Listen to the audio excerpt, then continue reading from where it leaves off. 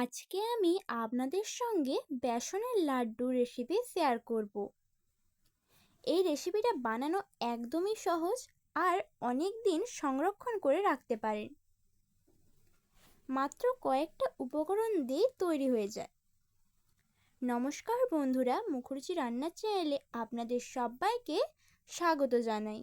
এই রেসিপিটা তৈরি করার জন্য একটা প্যানের মধ্যে হাফ কাপ ঘি নিয়ে নিচ্ছি। ঘিটাকে ভালো করে আগে মিলিয়ে নেব আর গ্যাসটাকে মিডিয়াম ফ্লেমে রাখতে হবে। দেখুন ঘিটা পুরো মিলে গিয়েছে। এবারে এই ঘিটার মধ্যে 2 কাপ বেসন দিয়ে দিচ্ছি। প্রথম 1 কাপ দিয়ে স্প্যাচুলার সাহায্যে ঘির সঙ্গে ভালো করে মিশিয়ে নেব।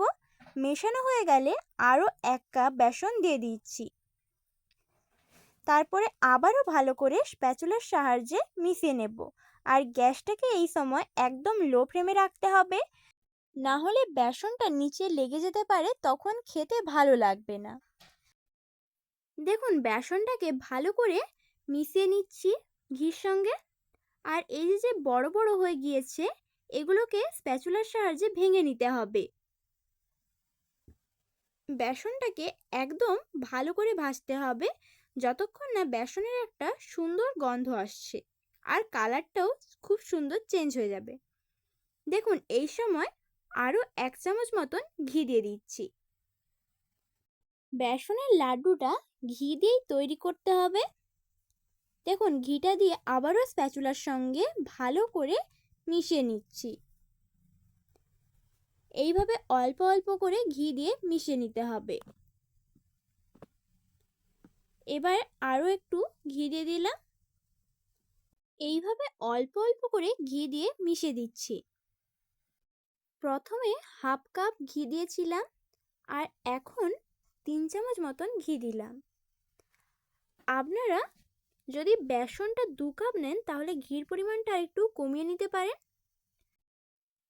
কারণ এখানে দেখতেই পাচ্ছেন ঘিটা একটু বেশি হয়ে গিয়েছে। এইভাবে গ্যাসটা কমিয়ে রেখে যদি নাড়তে থাকেন তাহলে ঠিক হয়ে যাবে। দেখুন তৈরি হয়ে গিয়েছে। এবারে গ্যাসটাকে অফ করে বেশ কিছুক্ষণ এইভাবে নাড়াতে হবে যাতে বেসনটা একদম ঠান্ডা হয়ে যায়।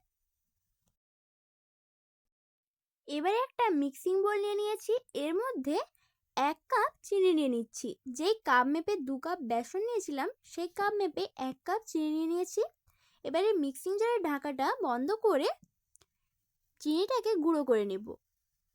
দেখুন চিনিটাকে একদম ভালোভাবে গুঁড়ো করে নিয়েছি। এইভাবে মিহি করে গুঁড়ো করে নিতে হবে। এবারে একটা কড়াইয়ের মধ্যে বেশ কিছু বাদাম নিয়ে নিচ্ছি। আমি বাদামগুলোর মধ্যে আমন্ড, পেস্তা আর কাজু বাদাম দিয়ে দিয়েছি। এবারে ভালো করে নেড়ে চেড়ে ভেজে নেব।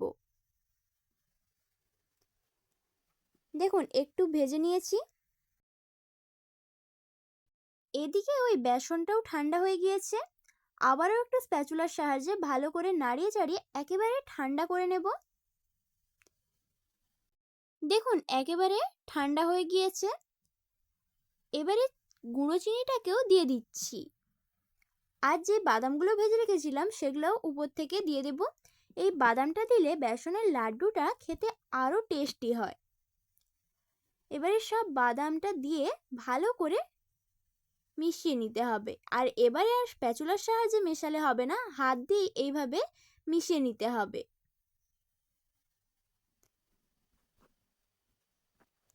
দেখুন ভালো করে মিশিয়ে নিচ্ছি। ঠিক যেইভাবে ডো তৈরি করি সেইভাবেই মাখিয়ে নিতে হবে।